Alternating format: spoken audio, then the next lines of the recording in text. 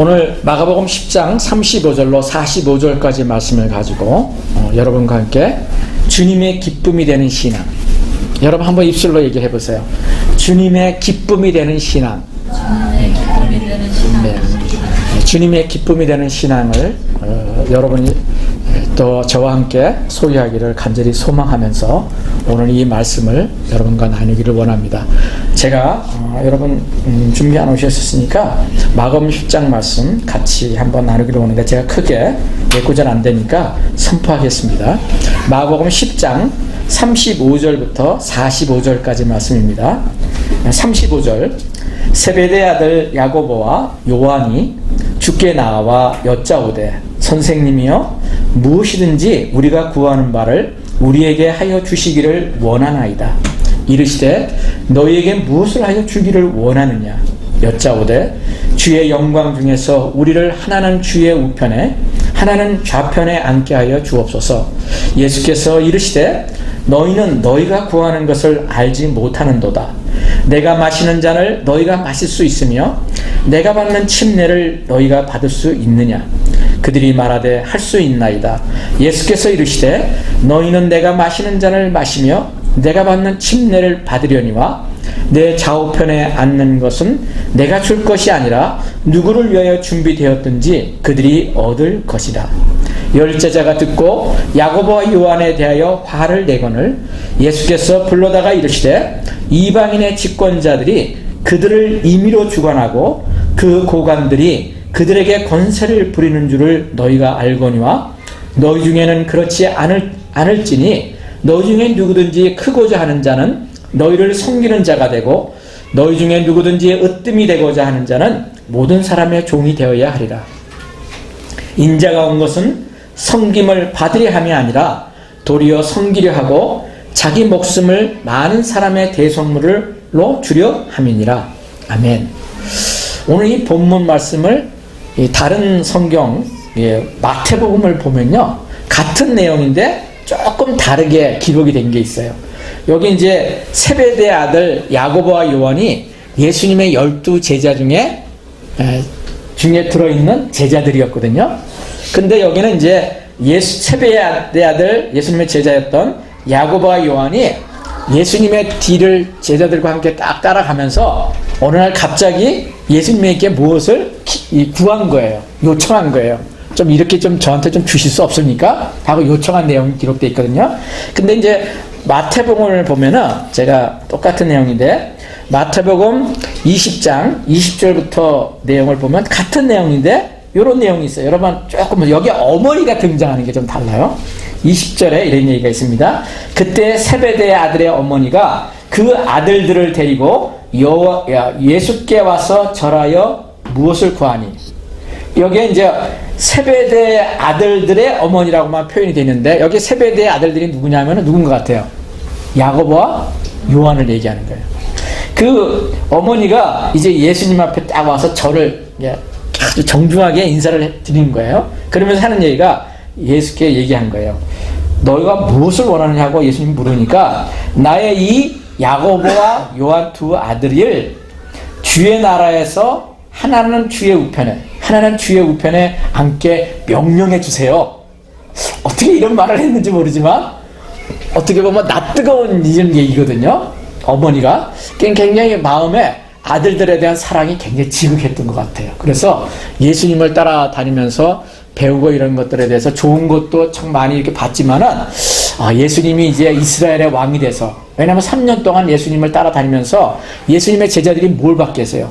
주옥 같은 하나님의 말씀을 듣고는 당연했겠지만 놀라운 것은 뭐예요? 하나님만이 하실 수 있는 그런 기적과 이적을 수없이 많이 보고 다녔어요. 뭐 오병이의 기적이라든가 무리를 걷는 모습이라든가 또 수많은 사람들의 병을 고친 사람인가. 그러니까 수많은 사람들이 가는 곳마다 예수님께 모여들었어요. 신약 성경에 있는 내용이잖아요. 그러니까 이제 그 수많은 사람들 중에 이스라엘 사람들이 무엇을 원하냐면 이분을 우리 로마의 정말 이 식민지가 되고 있는 우리나라가 이분이 왕이 되면은 우리가 먹을 거 입을 거 모든 것이 다 해결되겠다. 왜? 그냥 뭐 오병이어처럼 그냥 오늘날 갑자기 기도 한 번을 하면은 막 먹을 것이 생겨나고 하루 동안 먹을 수 있는 음식들이 한 달 동안 먹을 수 있는 음식으로 갑자기 막 불어나고, 그리고 병이 든 자가 있으면 뭐 예수님이 손만 얹으면 다 치유가 되고, 이런 거를 생각하면서 이분이 우리나라, 우리 이스라엘의 왕으로 되어야 된다, 이런 마음들이 유대인들 가운데 가득했어요. 성경의 내용을 보면은. 그래서 그 당시에 민족 해방운동, 민족주의자들이었던 유대인들은 이분을 꼭 왕으로 모셔야 된다, 이런 생각들이 이스라엘 백성들 가운데 굉장히 많이 있었어요. 그런 사람 가운데 한 사람이 누구인지 아세요? 야고보의, 요한의 어머니, 이 세베대의 아들들의 어머니였어요. 그 어머니가 이제 그런 마음을 가지고 있다가 아들들에게 좀 한 자리를, 영의정 자의정 자리 같은 경우잖아요, 우편의 자의정 얘기는, 이 한 자리를 좀 주시도록 그렇게 요청을 하게 된 배경이 거기에 있다는 것입니다. 그런데 예수님이 엉뚱하게 그렇게 얘기하는데 예수님이 뭐라고 대답하셨냐면은, 하나님께서 오늘 본문을 보면은 영의정 자의정 같이 내 옆에서 높은 자리를 앉아서 사람들을 다스리는 자리, 권세 있는 자리를 너희가 원하지만 내가 너희들에게 줄 수 있는 것은 그런 것이 아니다. 그런 것이 아니다는 거예요. 그러면서 전혀 세상에 사람들이 생각하지 않는 전혀 다른 내용을 예수님께서 선포하고 계시는 거예요. 누구에게? 세베대의 아들들과 그 어머니에게. 그러니까 가치관이 다른 거예요. 이 세상에 살면서 여러분, 예수님을 믿는 사람들도 마찬가지예요. 예수를 안 믿는 사람들도 자식들을 키우면서, 여러분들 자식을 한번 생각해 보세요. 원하는 게 뭐예요? 우리 자식들이 공부를 열심히 해서 좋은 대학교, 좋은 직장을 구해서 정말 잘 돼서 남들한테 무시당하지 않고 어디 가서든지 사람들에게 좀 이렇게 드러나고, 그런 자식들이 되기를 소원하는 마음이 우리 부모들 마음 가운데 누구나 다 있습니다. 그래서 이 세베대의 어머니의 그 요청이요, 이 특별한 게 아니에요. 우리도 기회만 있으면은 그런 어떤 권력을 가지고 있는 사람, 지위를 가진 사람, 능력 있는 사람한테 가서 조금 이렇게 좀 나쁜 말로 한 비일 붙어가지고 좀 그런 기회를 얻을 수 있으면 얼마나 좋을까, 이런 것이 세상 사람들의 마음 가운데 얼마나 많이 편만해 있는지 몰라요. 그런데 그것이 어디에까지 들어왔냐면은 기독교 교회 안에까지, 예수를 믿는 크리스찬들에까지도 굉장히 많이 들어와 있다는 것이죠. 그런데 주님은 성경을 우리가 매일 읽고, 오늘도 우리가 설교 말씀을 듣지만 성경 공부하고 설교하고 있는 모든 면 가운데 세상의 가치관과 전혀 다른 그런 가치관을 주님은 우리에게 가르치고 계세요. 오늘 뭐라고 가르쳤냐면, 그렇게 얘기하고 하는 세베대의 아들과 세베대의 아들들의 어머니에게 예수님이 하시는 말씀이 뭐예요? 이 마가복음의 이 마지막 복의 키워드가 세 구절이에요. 너희 중에는 그렇지 않을지니 너희 중에 누구든지 크고자 하는 자는 너희를 섬기는 자가 되고, 너희 중에 누구든지 으뜸이 되고자 하는 자는 모든 사람의 뭐예요? 종이 되어야 하리라. 그리고 마지막에 얘기합니다. 인자가 온 것은, 인자가 누구예요? 인자는 Son of Man, 예수 그리스도가 바로 인자예요. 성경에서 얘기하고 있는 거예요. 인자가 이 땅에 온 것은 섬김을 받기 위해서, 왕이 돼서 너희들에게 섬김을 받기 위해서 이 땅에 내가 온 것이 아니라, 도리어 내가 이 땅에 온 것은 너희들을 섬기기 위해서 왔다는 거예요. 누가? 그 하나님이신 그분 예수 그리스도께서 오신 목적이 왕으로 우리들에게 지배를 하고 우리들에게 섬김을 받기 위해서. 세상의 많은 권력자들은 섬김을 받잖아요. 대통령부터 시작해서 옛날의 왕들, 또 지금의 지방 관료들, 이런 보면 다 섬김을 받는 사람들이에요. 섬김을 받는. 밑에 사람 부하를 두고 자기를 무시하면 얼마나 화를 내고 그 사람들을 다른 데로 자천시켜버리고, 이런 것이 우리 세상의 모습이에요. 그런데 주님은 그렇게 하신 것이 아니라 오히려 섬기려 하고 자기 목숨을, 예수님의 목숨을 많은 사람의 대성물로 대신 죽기 위해서 이 땅에 오셨다고 주님은 세베대의 어머니와 그 제자들에게 선포하고 계신 거예요. 근데 놀라운 거는 성경에 보면요, 그 얘기를 듣는 나머지 10명의 제자들도 분을 내고 있다고 얘기를 하고 있어요. 분을. 왜 분을 냈을까요? 네? 같은 마음이 있었던 거예요. 이게 참 재밌는 내용이죠. 아니, 이게 우리가 그런 생각을 갖고 있는데 선수를 쳤네. 누가? 세베대의 그 아들들 어머니가 말이야. 내가 가지고 있는 마음을 선수를 쳐서 예수님께 먼저 얘기를 했다고 분을 내고 있는 거예요. 그러니까 예수님을 3년 동안 쫓아다녔지만 이제 이 시츄에이션이 어떤 내용이냐면은 곧 예수님은 십자가 못 박혀 돌아가시는 그런 상황을 얼마 남겨두지 않은 상황이에요. 3년이나 3년 반 동안 예수님을 따라다녔던 제자들과 함께 그 무리 가운데 있었던 세베대의 아들들의 어머니조차도 그 아들들에 대해서 가지고 있던 생각은 세상 사람들의 가치관과 전혀 다르지 않은 생각이 있었다는 거죠. 그런데 예수님은 십자가를 못 박혀 돌아가시기 얼마 전에 주옥 같은 그 수많은 말씀들이 있었지만 정말 중요한 크리스찬들, 예수를 믿고 따르는 그런 예배자들과 신앙을 가지는 교인들에게 너희들은 이런 가치관을 가져야 한다고 분명하게 한 말씀을 통해서 얘기한 게 뭐예요?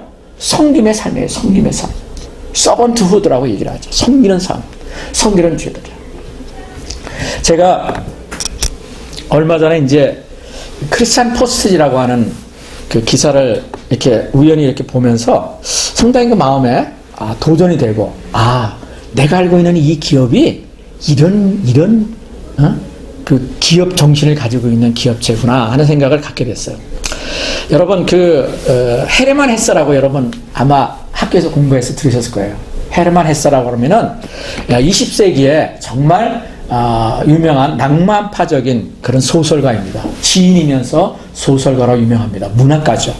그분이 결국은 그 20세기에 그분이 살던 당시에 그가 쓴 그 책으로 말미암아 노벨 문학상을 까지 수상한 그런 사람입니다. 근데 헤르만 헤세가 쓴 책 중에 저도 이제 옛날에 데미안이라고 하는 여러 많은 책들이 있지만 여러분 아마 데미안이라는 책 들어보셨을 거예요. 그 데미안 책을 저도 읽은 적이 있는데 그 데미안을 쓴 그 헤르만 헤세가 또 쓴 유명한 책이 어떤 책이냐면 동반순례라고 하는 책이 있어요. Journey to the East라고 영어로 된 물론 당연히 영어죠. 그분이 이제 헤르만 헤세가 독일 사람이었지만 그 독일 스위스에서 그 부모들이 살았고요. 재밌는 것은 그 헤르만 헤세의 그 가정의 백그라운드가 아버지 어머니가 선교사였어요. 선교사, 미셔너리였어요.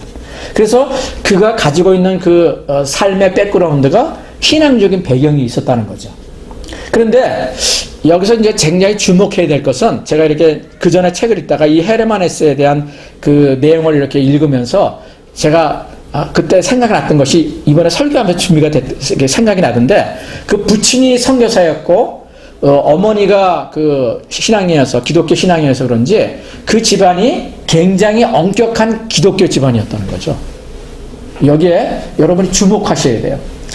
자녀를 둔 우리 부모 세대들이 기독교적인 신앙관으로서 자녀를 기를 때 여러 가지 모습이 있습니다. 부모들의 신앙관에 따라서 그 자녀들은 양육이 되잖아요. 그죠? 그 성격이 형성해 나가고 미래가 결정이 된다고 저는 봅니다. 그런데 이 헤르만 헤세의 그 아버지와 어머니가 선교사였고 기독교적인 사고방식을 가지고 있지만 너무나 엄격했어요. 그 당시의 시대적인 배경이 그런 것이 많을 수 있습니다. 왜냐하면 우리 믿음의 선배들도 제가 알고 있는 한국의 그 목사님들이나 이런 분들이 굉장히 엄격했어요. 제가 알고 있기도. 그래서 기독교가 저런 것인가? 그래서 좀 가까이 하기 힘들고 기독교가 마치 정말 어떤 심한 규율을 따라서 지키지 못하면은 따라는 어떤 율법적인 신앙 이런 것이 굉장히 강했다는 것이죠.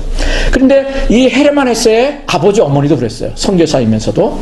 그래서 그 아버지 어머니가 헤르만 헤세와 그 자녀들을 기르면서 엄격한 기준을 가지고 어떤 의무감이나 자기 중심적인 교육을 시켰고 그 종교적인 신념도 굉장히 자녀들에게 강요하다시피 하면서 그렇게 엄격하게 자녀들을 키웠다는 거죠. 그런 환경 가운데 자라면서 이 헤르만 헤세는 반발심을 갖게 있었어요. 반발심을.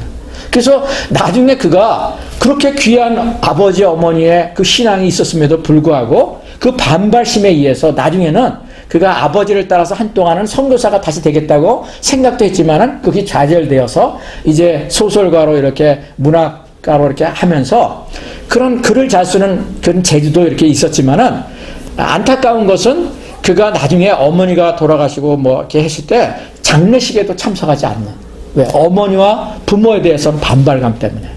그런 것이 이 헤르만헤스의 어떤 그 고통적인 삶 가운데 있었던 것을 그의 글을 통해서, 자서전적인 책을 통해서 제가 읽어본 적이 있습니다. 그래서 제가 이 글을 읽으면서 그때 생각했던 것이, 자녀들에게 내가 아무리 기독교적인 예수님을 따르는 그 삶이 귀하고 은혜가 된다고 하지만은 너무 강압적으로 내 신앙을, 나의 기독교 신앙의 모든 것이냐, 사랑은 나도 틀릴 수 있거든요. 목사님 저도 틀릴 수 있어요. 어떤 내가 가지고 있는 고정관념, 그런 것이 우리가 열리는 것이 굉장히 필요해요. 내가 틀릴 수 있겠구나, 이런 마음을 가지고 배우려고 하는 마음을 갖는 것이 얼마나 중요한 것인가, 저는 정말 많이 지금도 경험하고 있어요. 그래서 내가 내 자녀들에게 내가 배울 수 있는 것은 배워야 된다고 생각하고, 내가 45년 동안 가지고 있던 기독교 신앙을 내가 강요해서는 안 된다. 강요하기 전에 나타나야 될 것은 예수님의 사랑이라고 하는 생각이 들어요. 아무튼 이 헤르만헤스가 그런 신앙적인 배경 가운데 있었는데, 그가 쓴 그 책 중에 하나가 어떤 책이 쓰냐면, 아까 말씀드린 동방순례라고 하는 책이 있었어요. 그 책에는 어떤 내용이 있냐면은 레오라고 하는 그 주인공이 등장합니다. 한번 들어보세요. 재밌어요. 근데 이거 레오라는 그 등장인물이 이 소설 속에서 어떤 그 기독교적인 배경을 가진 순례단에 합류를 합니다. 그 기독교적인 순례단이라는 것은 어떤 것이냐면, 여러 곳을 다니면서, 지방을 다니고 나라를 다니면서 이제 자기들의 마음에 있는 그 어떤 주장하고자 하는 그런 것을 사람들에게 나누고 또 공연도 하고 뭐 이런 순례단이었어요. 그런데 이 순례단에 여러 사람이 있었는데 그 중에 한 사람이 이 레오였어요. 레오. 근데 이 레오가 그 순례단의 일원으로서 하는 일이 뭐냐면은 하인이었어요. 하인. 이 종과 같은 모습으로 사람들에게 굳은 일, 뭐 설거지도 해주고 뭐 이런 굳은 일을 하는 사람이었어요. 제가 여러분과 하나님의 임재연습이라는 책을 나누면서 브라더 로렌스라는 책을 여러분에게 권면하고 자주 나눈 적이 있죠. 그 브라더 로렌스도 그런 사람이었어요.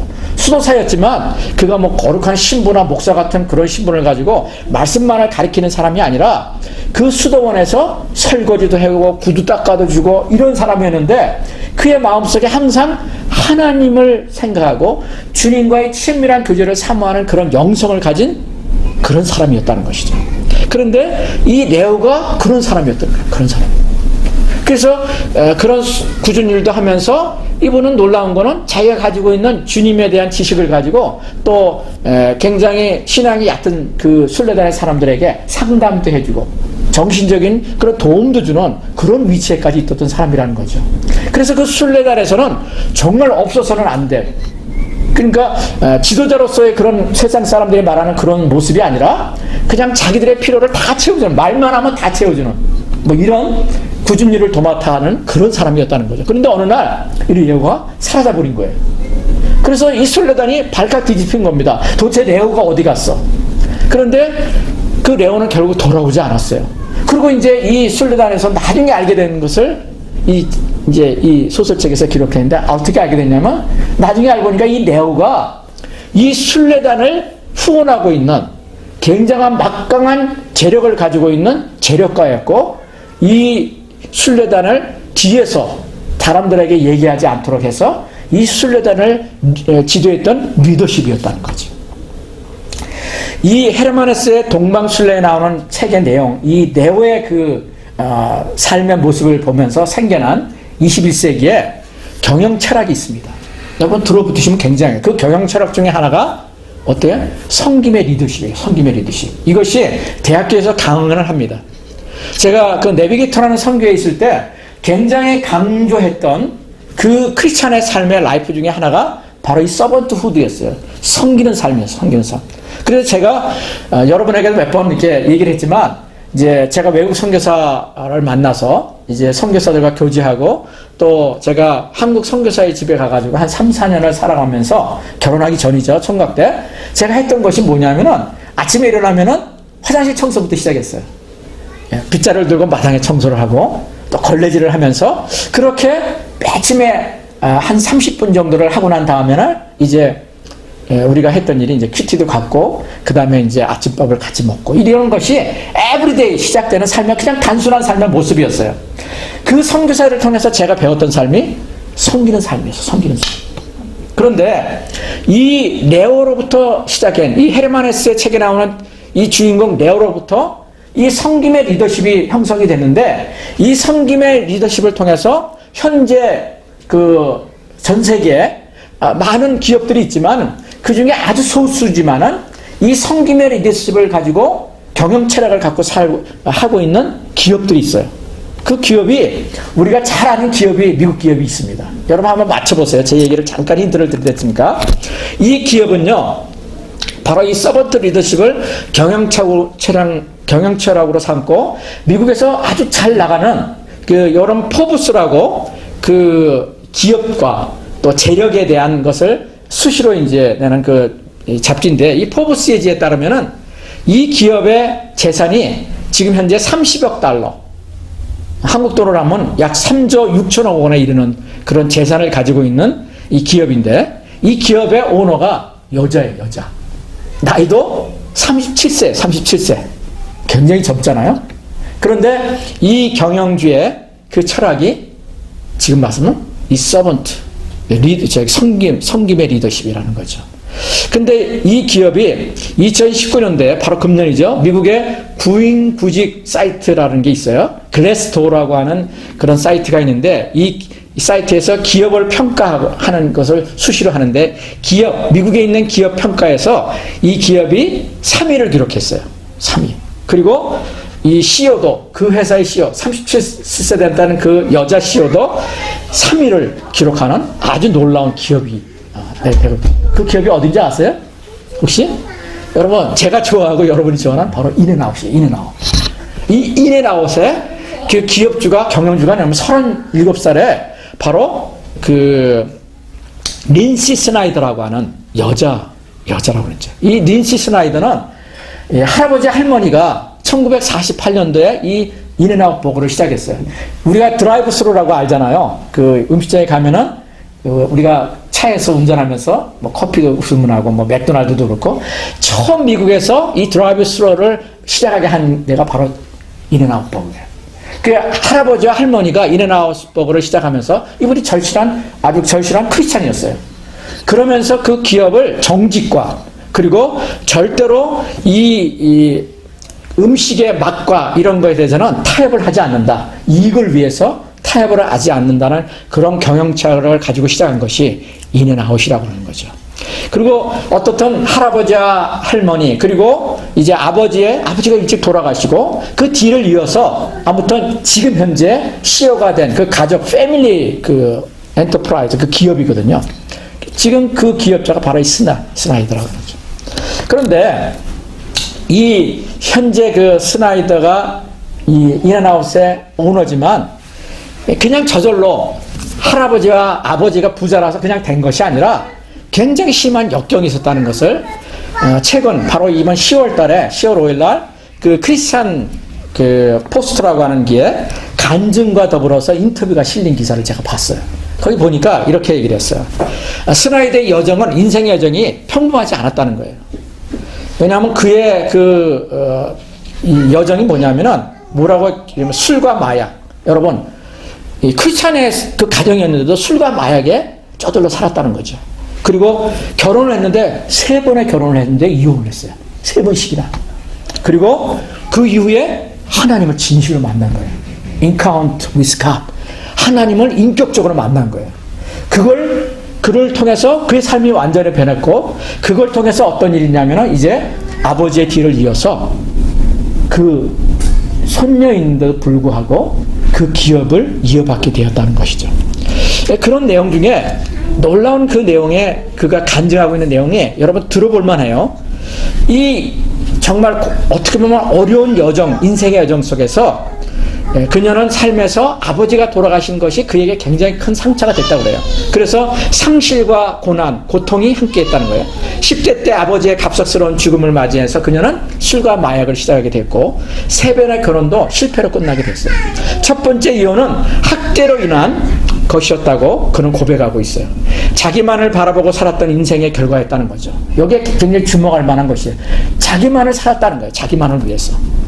할아버지, 아버지가 크리스찬이었고 그런 막대한 그런 기업을 가지고 있는 손녀딸이었고 딸이었지만 그의 인생 철학은 뭐냐면은 자기만을 위해서 살아가는 그런 에고이스트적인 사고방식을 가지고 있는 그런 세상의 철학과도 전혀 정말 다르지 않는 그런 인생 철학을 가지는 인생이었다는 거예요. 그러니까 결혼을 해서도 돼요. 남편이 어떨지는 우리가 모르지만 너무나도 어려웠어요. 너무나도 어려웠어요. 그런 삶의 가운데서 방황을 하다가 어느 날 예수님을 만났어요. 그리고 그가 예수님을 만나서 그가 그 수렁 속에서 변화된 다음에 고백을 한 것이 뭐냐면 이렇게 얘기를 했어요. 마침내 나의 마음속 깊은 곳이 오직 예수님과 그분 안에 있는 나의 정체성으로만 채워줄 수 있다는 사실을 나는 예수님을 통해서 알게 되었다. 여러분, 놀라운 고백이죠. 자기의 정체성을 분명히 알게 된 거예요. 아이덴티파이라고 하는. 예수님 안에서의 아이덴티파이. 그전에는 나만을 위해서 살았다는 거예요. 다른 사람들이 나만을 위해서 살아주기를 원했고, 참 부자들이 그러잖아요. 다 사람들이 섬겨주니까 내가 공주처럼 살아가고, 이것이 세상 사람들이 꿈꾸는 삶이라고 제가 말씀드렸잖아요. 그런데 그게 아니라는 것을 예수님을 통해서 알았다는 거예요. 예수님의 그 경영철학을 알게 돼요. 그 경영철학이 바로 레오의 경영철학이었다는 거예요. 오늘 이 본문 가운데 예수님은 으뜸이 되고 거기에 왕이 되고 지도자가 되고 그래서 섬김을 받으려고 하는 그 제자들을 향해서 예수님은 너희는 그래서는 나의 제자가 될 수 없어. 너희들이 으뜸이 되고자 할 때는 종이 되고 섬기는 자가 되어야 되만이 너희들은 진정한 행복과 기쁨을 알 수 있는 거야. 여러분, 오늘도 우리가 찬양을 했습니다. 나 주님의 기쁨 되기 원하네. 얼마나 우리가 자주 부르는 찬송입니까? 저는 우리의 신앙이요, 이 한 가지 질문만 내 인생에 좌우명으로 갖고 있어도요, 저는 인생이 변한다고 봐요. 여러분, 주님을 기쁘시게 하는 삶이 현재 나의 삶인가? 한번 물어보시는 적이 여러분 있으세요? 저는 자주 물어요.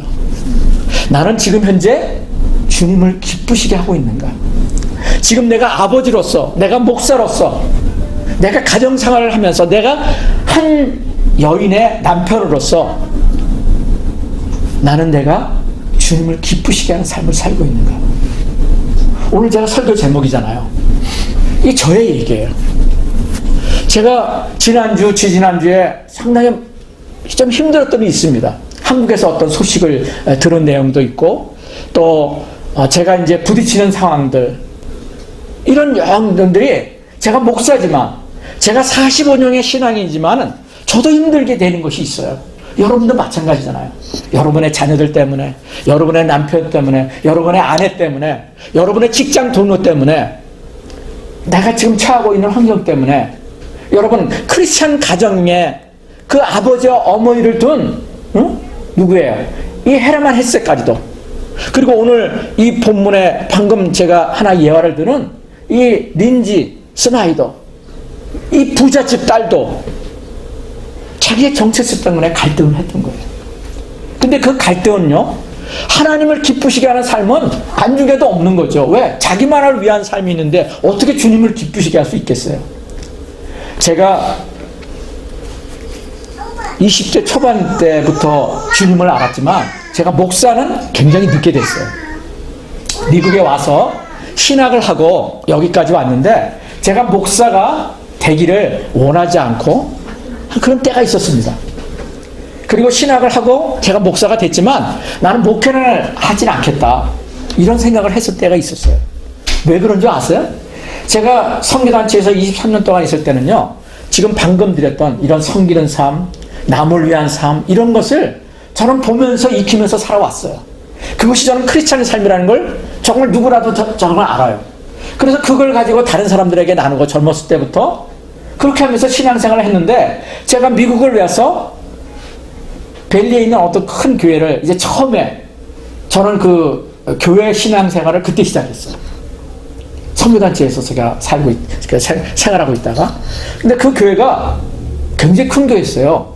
미국에서 한 1,500명 정도 되는, 한참 되는 교회였으니까요. 적지 않은 교회였어요. 제가 처음에 가기 전에도 그 창작교 본성되어 있던. 그런데 그 교회에서 제가 부교육자 생활을 하면서, 또 처음에는 평신도로 생활을 하면서 여러분들처럼, 그러다가 이제 제가 선교단체에서 이렇게 스텝이 됐다고 하는 얘기를 듣고 저한테 대학생들을 맡기는 그런 이제 부교육자를 저한테 맡기더라고요. 그러면서 제가 그 교회에서 5년 동안 있었는데 정말 제가 샥이었어요, 처음에. 왜냐하면 교회 장로라는 분이 있었고 권사님들, 집사님들 정말 많았거든요. 그런데 그 교회가 1년 365일 새벽 기도를 하는 교회예요. 1년에 한 번도 빠지지 않고 새벽 기도를 하는 것을 그 교회의 가장 자랑거리였고 그 담임 목사님이 그것을 굉장히 중요시 여기는 그런 목회를 하는 목사님이었어요. 그 새벽에 가면은 제가 이제 그 교회에서 이제 나중에 이제 부교육자라서 그 새벽 교회 문을 여는 사람을 제가 했어요. 아침에 제가 제일 먼저 가서 문을 열었어요. 5년 동안을 그렇게 했습니다. 5년까지는 안 되군요. 나중에 이제 제가 부교육자 되고서 했으니까. 그런데 가면은 정말 많은 사람들이 새벽에도 와서 정말 기도를 많이 하시더라고요. 막 울면서 기도하시고 부르짖어 기도하시고 그런 분들이 참 많았어요. 그런데 이제 그 시간을 딱 끝나고 나중에 보면요, 와, 삶이 너무 다른 거야. 기도할 때의 모습과 예배 드릴 때의 모습과 성경 공부할 때의 모습과 너무나 다른 거예요.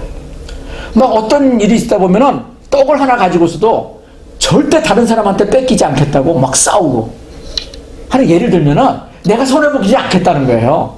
내가 손해보는 일이 있으면요 정말 입에다 거품 묻고 싸우시더라고요. 어디서? 세상 사람 얘기가 아니에요. 교회에서. 그리고 말도 안 되는 걸 가지고 그 교회에서 서로가 갈라지고, 이런 것이 제가 교회의 모습이라는 것을 정말 보게 되죠. 근데 나중에 제가 목사님들 얘기 들어보니까 그게 교회래요. 그게 교회. 근데 그게 저는 너무나도 어려워서 나는 교회는 안 해야 되겠다. 그때 제가 교회는 내가 목회는 하지 말아야겠다. 그런데 또 그 교회 목사님도 제가 볼 때는 이게 아닌 건데 그걸 자연스럽게 하시더라고요. 장로와 권사를 임명하는데 돈을 받아요. 장로가 택직할 때는 제가 보니까 이게 한국교회의 모습이더라고요. 내가 그 교회의 모습이 아니라는 걸 나중에 알게 됐어요. 장로를 하면은 한 일을 10,000불, 5,000불.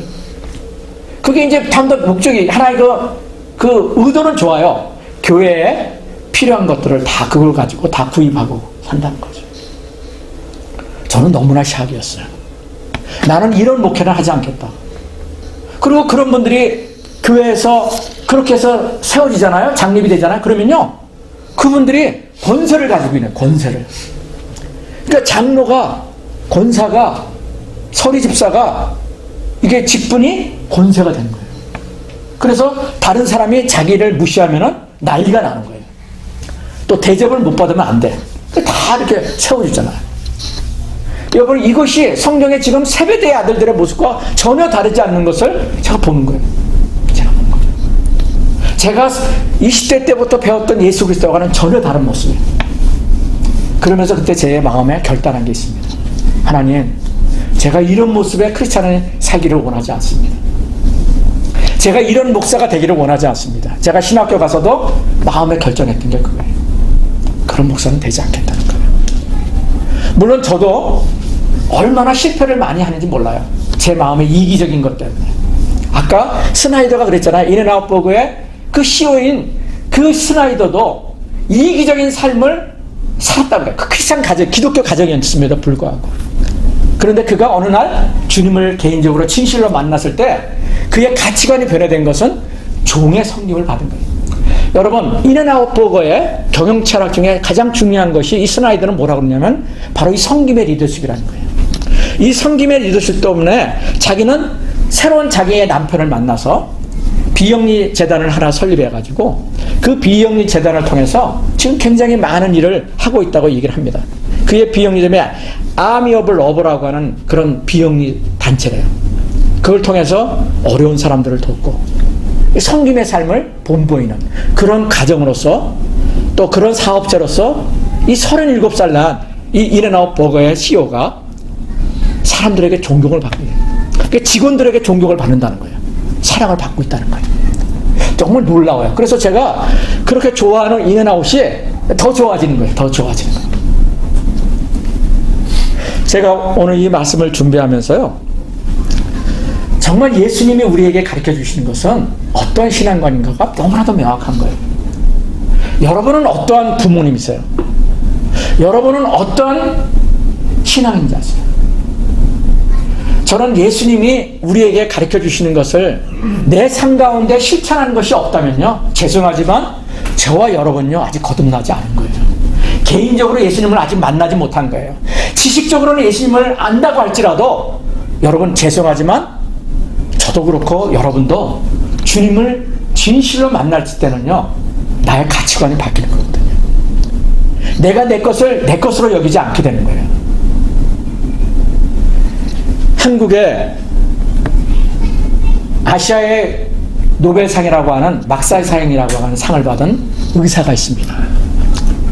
제가 미국에 오기 전 1995년도 몇 년 전에 돌아가셨어요. 근데 그분이 이름이 장기려 박사라고 여러분 들어보셨는지 모르겠습니다.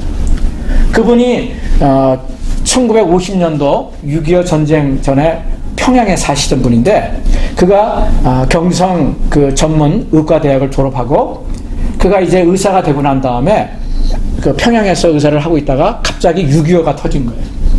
그래서 그가 동생 아들을 데리고 이제 월남을 하게 됩니다. 아내를 아마 두고 먼저 내려와서 내가 너희들 데려가겠다 그렇게 했는데, 수많은 정말 남북한의 그 슬픈 그 얘기들은 전쟁 당시에 그랬던 것처럼 이분이 아들 하나야 하고 여러 자녀들이 있었지만 혼자 이제 먼저 내려온 거예요. 그런데 그것이 영원한 이별이 된 겁니다. 남북 상전의 그 슬픔처럼. 그래서 그분이 내려와서 부산에 복음병원이라고 하는 병원을 차렸어요. 부산 복음병원이라고. 그러면서 그가 그곳에서 이제 정말 그 사람들에게, 가난한 사람들에게 의료를 베풀면서 그가 평양에서 의학 공부를 하면서 결심한 게 있어요. 나는 절대로 다른 사람들에게 유익을 끼치지 못하는 그런 의사가 되지는 않겠다. 자기는 하나님이 기뻐하시는 그러한 의사가 되겠다. 이 마음을 품었어요. 제가 여러분에게 이것을 소개하는 이유가, 여러분의 인생을 살아가면서 여러분의 아들과 여러분의 딸들을 양육하면서 여러분이 가치관을 결단하는 게 너무나도 중요하다는 거예요. 여러분이 예수를 믿느냐 안 믿느냐, 여러분 그것도 중요한 거지만 그것이 그렇게 중요한 건 아니에요. 더 중요한 것은 여러분이 어떠한 가치관을 가지고 여러분이 신앙생활을 하냐는 거예요. 그것이 여러분의 자녀들에게 그대로 영향을 주는 겁니다. 여러분은 예수를 믿어도요, 헤르메네스의 아버지와 어머니처럼 선교사였지만 그런 옹고집적인, 그런 강압적인, 그런 율법적인 부모가 될 수 있어요. 그러면요 헤르메네스 같은 자녀들이 나오는 거예요. 세상적인 것에서는 유명할지 모르지만 아버지와 어머니가 장례식장에도 참석하지 않는, 이름을 부르면은 진절머리를 치는, 여러분 얼마나 슬픈 일입니까? 왜? 거기에는 사랑이 빠진 거예요. 주님의 사랑이 빠져버린 거예요. 주님의 섬김이 빠져버린 거예요. 그런데 그 가치관 중에 하나가 뭐냐? 주님을 기쁘시게 하는 인생을 살아가겠다는 거예요. 주님을 기쁘시게 하는 인생을 살아가겠다는 데는요, 주님의 가치관을 내 것으로 받아들이는 거예요. 그 섬김과 나눔의 가치관을 내 인생의 철학으로 삼겠다는 거예요. 누구처럼? 이 인앤아웃버거의 CEO 시나이더처럼요. 그러면요 하나님이 그 인생을 가만두지 않거든요. 저도 제 인생을 볼 때, 제가 유명한 사람도 아니고 제가 막 커다란 것을 한 업적을 가진 사람도 아니지만은 제 인생이 감사해요. 제가 여러분과 나누는 삶에 이 기쁨의 삶이 어디서부터 온 거예요? 주님을 내가 어떻게든지 기쁘게 하는 삶을 살아야겠다는 그런 마음이 있으니까 실패하더라도, 낙담이 되더라도 빨리 일어나는 거예요. 그리고 다시 주님 앞에 기도하며 나가는 거예요. 하나님, 제가 이것밖에 안 되지만 하나님 저를 도와주십시오. 제가 주님을 기쁘게 하는 삶을 살기 원하는데 내 마음에는 아직도 악이 있습니다. 아직도 악한 심성이 내 마음 가운데 있습니다. 세상의 것을 좋아하고 세상의 것을 취하고자 하는 그런 마음도 제게 있습니다. 하나님 도와주십시오. 그리고 내 아들들, 하나님 정말 사랑하기를 원하고, 내게 맡겨주신 이 케오지의 형제자매들을 하나님 내가 진정으로 사랑할 수 있는 제가 되기를 원합니다. 주님 은혜를 베풀어 주십시오. 내 아내를 내가 진정으로 사랑하는 것이 내 의지만으로는 쉽지 않습니다. 주님 도와주십시오. 이것이 저의 매일의 기도예요. 어떨 때는 그것 때문에 갈등이 나요. 왜? 내 마음에 주님을 기쁘시게 하는 삶을 살지 못할 때 막 짜증이 나거든. 내 마음에 원하는 대로 내 와이프가, 내 아이들이 하지 못할 때는 제게 짜증이 일어나는 거예요. 마음에. 어떨 때는 분노가 일어나기까지 해요. 여러분 생각하세요? 예수님의 제자들이 그랬다니까요. 3년 반 동안 예수님을 따랐음에도 불구하고 세베대의 아들들이 하는 얘기를 듣고 어떻게 해요? 분을 냈다고 성경이 기록하고 있는 거예요. 그게 저의 모습이고 여러분의 모습이에요. 왜? 내가 섬김을 받아야 되는데, 내가 뭔가 유익을 얻어야 되는데, 나를 사람들이 인정해 줘야 되는데 나를 인정하지 않을 때, 저도 그럴 때가 있더라고요. 어떨 때는 내가 교인들이 나를 좀 뭔가 섬겨주지 않을 때, 이거 뭐야, 내가 목사인데, 이런 마음이 있어서는 안 되는데도 불구하고 제 마음 가운데 일어날 때가 있더라고요. 어떨 때는. 그럴 때 빨리 하나님 앞에 회개하고 나가요. 하나님, 제가 아직도 이거밖에 안 됩니다. 그래서 저는요, 하나님 앞에 감사가 돼요. 제가 하나님 언제 이 섬기는 사역을, 목회를 내가 은퇴할지는 모르지만 부끄러지 않는, 하나님 앞에 부끄럽지 않는 목회자가 되기를 원합니다. 내가 뭔가를 많이 해서가 아니라 하나님 보시기에 내가 그런 사람이 되기를 원합니다. 제 마음의 기도예요. 제 마음의 기도거든요. 그러니까요, 아무도 알아주지 않는다더라도, 내가 한 것이 아무것도 없어도 하나님 앞에 감사함과 기쁨으로 나갈 수 있는 신앙의 어떤 베이직이 되는 거예요. 저는 여러분들을 섬기고 여러분들과 함께 예배드리는 것이 저는 얼마나 기쁜지 몰라요. 그리고 여러분들 한 사람 한 사람이 제 마음속에 있는, 제가 주님을 따르고 있는 그 신앙관이 그래도 조금이라도 전달이 되면 여러분의 인생 가운데, 저의 목회예요. 제가 많은 사람들에게 영향을 주지 못한다 하더라도 내 아이들에게, 아, 우리 아버지는 예수님을 그렇게 사랑하려고 애썼던 아버지, 그리고 예수님이 가졌던 그 섬기는 삶을 살리려고 했던, 그리고 기쁨과 감사가 그래도 얼굴에 인상 쓸 때도 있지만 그런 것을 잊지 않으려고 했던 아버지, 남편, 이런 마음이 제 기도 제목이에요. 근데 실패 많이 하거든요. 실수도 많이 하고요. 그렇지만 내 인생의 가치관, 내 인생의 신앙관, 이런 것이 저는 분명하거든요. 예수님을 따랐던 수많은 사람들은 그 길을 걸었던 사람이에요. 아까 잠깐 제가 얘기를 하다 말았던 그 장기려 박사, 그 의사는요, 너무나 많은 간증들이 있어요. 돌아가셨는데, 그래서 한국에 이런 의사들이 좀 있어야 되는데, 이런 크리스찬들이 좀 있어야 되는데, 이런 말들이 얼마나 많이 나오는지 몰라요. 제가 이분 얘기를 여러분에게 잠깐 소개시켜드리면은 재밌는 내용이 참 많아요. 이분이 독실한 기독교 신자였으면서 그 조모와 부모님들이 정말 신실한 크리스찬이었어요. 그 부모님들이 뭐라고 이들을 위해서 계속 할아버지가 기도했냐면, 저도 할아버지 할머니고 아버지거든요. 그죠? 우리 부모님. 근데 정말 기도가 중요한 것 같아요. 이 한국의 슈퍼에이처라고 하는 이 장기려 박사의 그 할머니가 손자를 위해서 기도할 때 항상 이렇게 기도했다는 거예요. 이 장 박사가 간증한 거예요. 우리 금강석, 어렸을 때 이름이 금강석이었대요. 우리 금강석이 자라서 이 세상과 하나님 나라에 귀 쓰는 인물이 되게 하여 주십시오. 부자 되게 해달라고, 이 세상에서 성공해달라고, 성공하는 자식들을, 이걸 위해서 기도하지 않고 하나님 앞에 귀 쓰는 인물이 되게 해달라고, 하나님이 기뻐하시는 사람이 되게 해달라고 그렇게 기도했다는 거예요. 여러분, 일반 사람들이 기도하는 것과 많이 다른 것 같아요. 우리가 자녀들을 위해서 아까 얘기했잖아요. 기도하는, 세상에 많은 사람들이 기도하고 새벽 기도마다 수많은 교인들이 와서 기도하는 제목은 우리 집 애들 대학 붙게 해주시고 좋은 대학 들어가게 해주시고, 그래서 잘 먹고 잘 사는 그런 자녀들이 안정되게 살게 해달라고 하는 것이 사실상 우리 자녀들을 위한 대부분의 부모들이 하는 기도예요. 근데 그것은 하나님이 우리에게 원하시는 기도과는 좀 다른 것 같아요. 좀 역설적이죠? 그런데 이 할머니가 기도했던 그 손자는요, 별명이 뭔지 아세요? 이 장기려 박사의 별명이 바보 박사예요. 바보 박사, 바보 의사.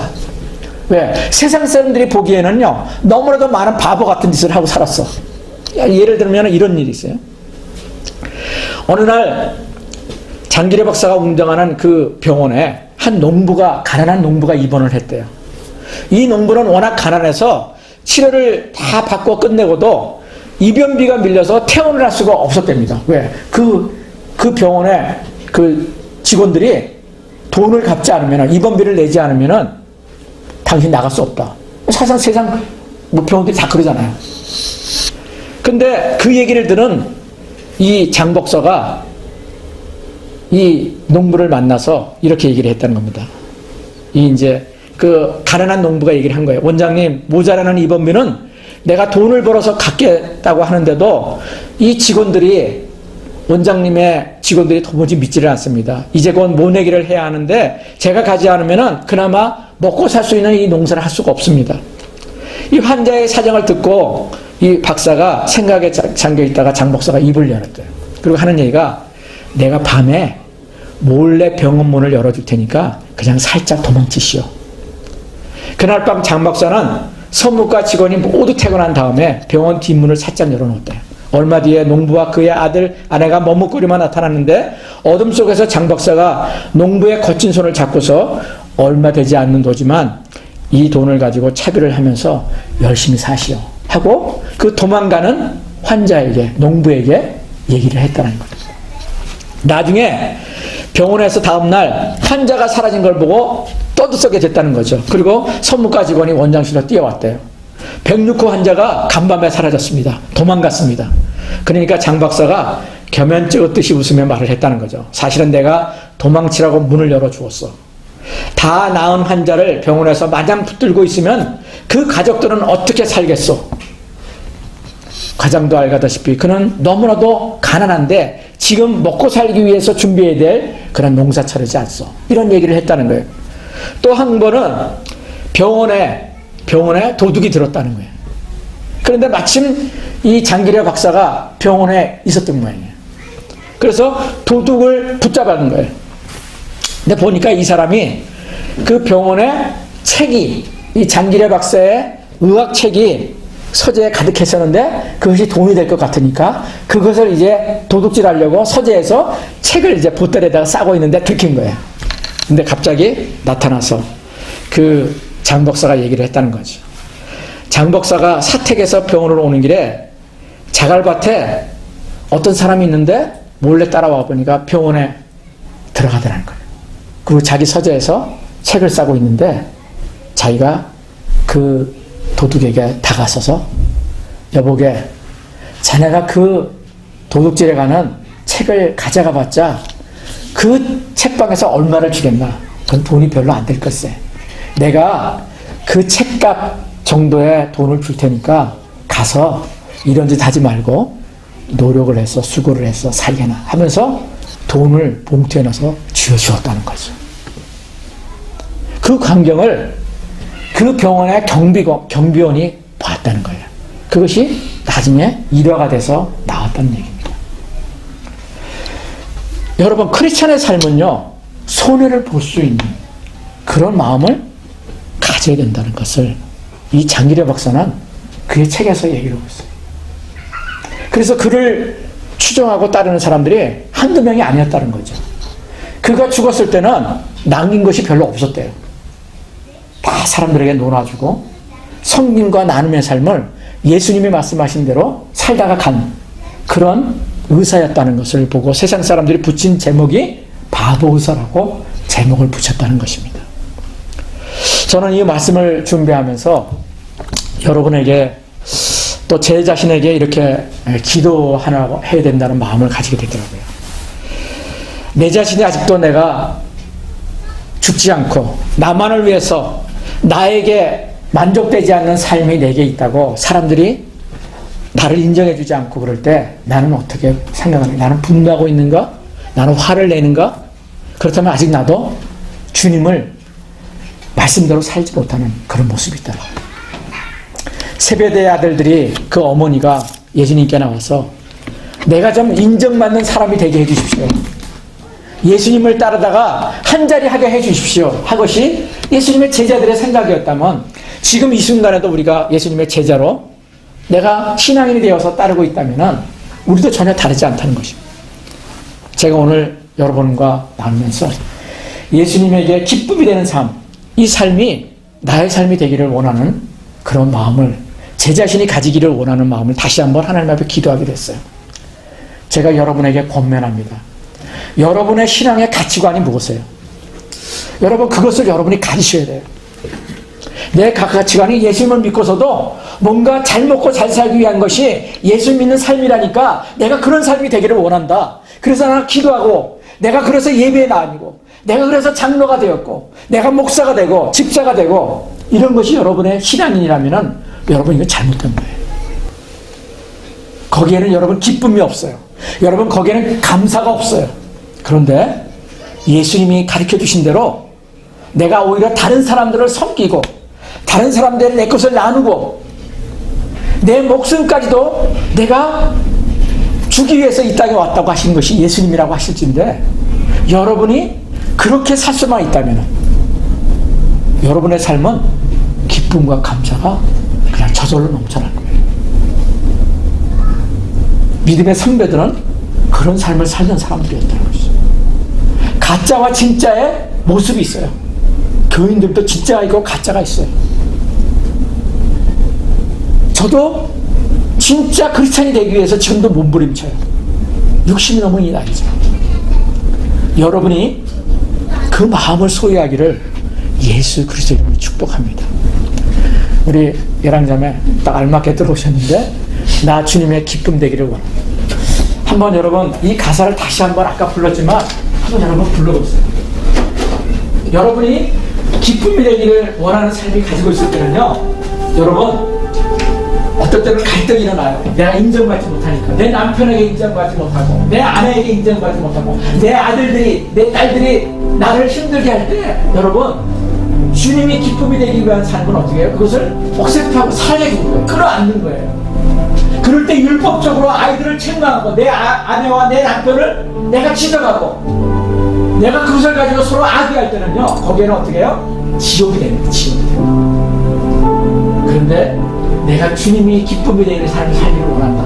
여러분, 그러면 정답이 나오는 거예요. 여러분이 어떻게 해야 될지가 그냥 나와요. 저 같은 경우에 나오더라고요. 그러면 거기에서 순종하느냐 불순종하느냐는 나의 몫이에요. 그런데 아까 인앤아웃버거의 그 린지 스나이더는요, 그 지옥 같은 삶을 살고 예수님을 만나고 성금의 리더십으로 그의 인생을 바꿔버립니다.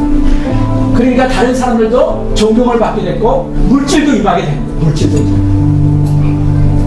그 은혜가 우리 모두에게 부어지기를, 우리 자녀들에게 부어지기를 예수 그리스도로 축복합니다. 아멘입니까? 아멘. 우리 찬양 부르면서 여러분에게 그 기도가 여러분의 찬양이 되기를 소원합니다.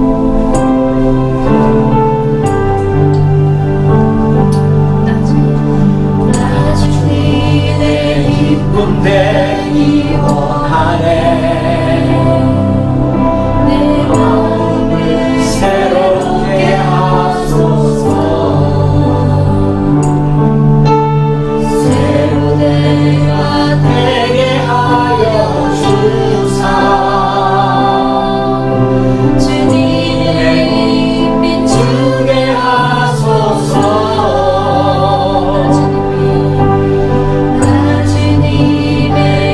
기쁨 되기 원하네. 아멘. 내 마음을 새롭게 하소서. 새 부대가 되게 하여 주사. 주님의 빛 주게 하소서.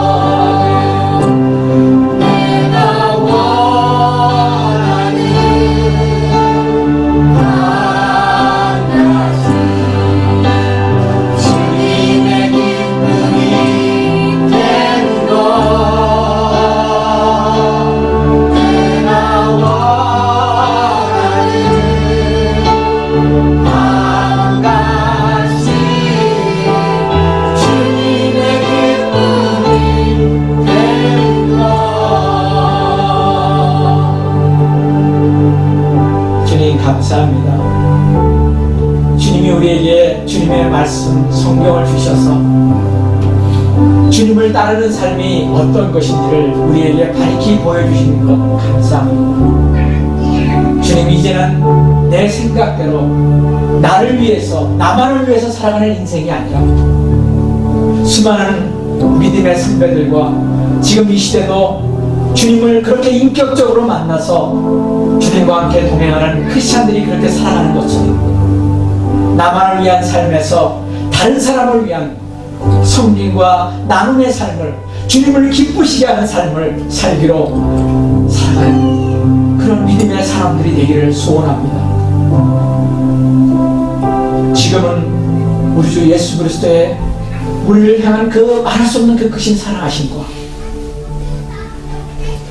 성령님의 내주 역사 교통하심, 그리고 신선한 기름 부으심이 이제는 나만을 위해서 살아가는 인생이 아니라 다른 사람들을 섬기고 내 것을 나눔을 통해서 주님을 기쁘시게 하는 삶을 살기를 원하는 우리 예배자들 한 사람 한 사람 위해, 그리고 사랑하는 우리 자녀손들 위해, 그리고 이 믿음의 공동체 위해 지금으로부터 영원까지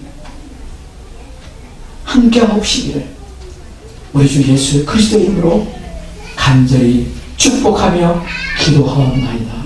아멘. 아멘. 아멘.